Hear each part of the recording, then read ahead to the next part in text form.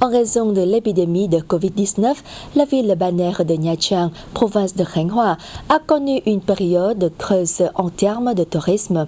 Heureusement, depuis quelques jours, les touristes reviennent et l'activité économique de la ville retrouve peu à peu des couleurs.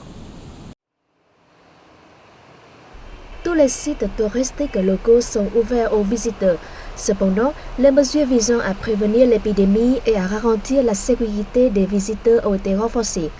Les statistiques montrent que le nombre de touristes en provenance de Russie, deuxième plus grand marché de la province, reste stable.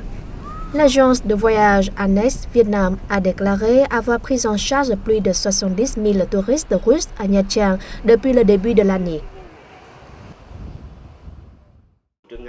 La Russie est l'un des marchés les plus stables. L'augmentation du nombre de visiteurs russes s'explique par plusieurs raisons, en tête de réduction des prix des circuits touristiques, des hôtels et des billets d'avion. Outre les principaux marchés internationaux tels que la Russie, Khánh Hòa a également accueilli des visiteurs d'autres marchés émergents comme la Malaisie et la Thaïlande. Assurer leur sécurité, créer un environnement convivial et confortable est la première des priorités de la province. Je me sens très en sécurité ici, les gens sont sympathiques. Nous accordons une attention particulière aux travaux d'assainissement. Nous fournissons également aux visiteurs des masques faciaux et des désinfectants pour les mains.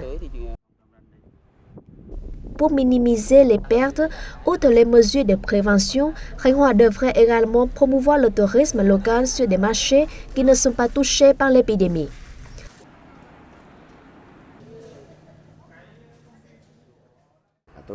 La province est déterminée à élaborer des scénarios pour faire face à l'épidémie tout en assurant le développement socio-économique.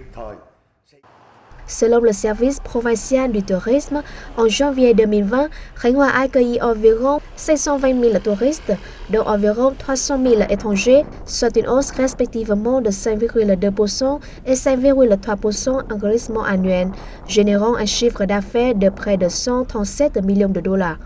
Un signal positif dans le contexte de l'épidémie de Covid-19.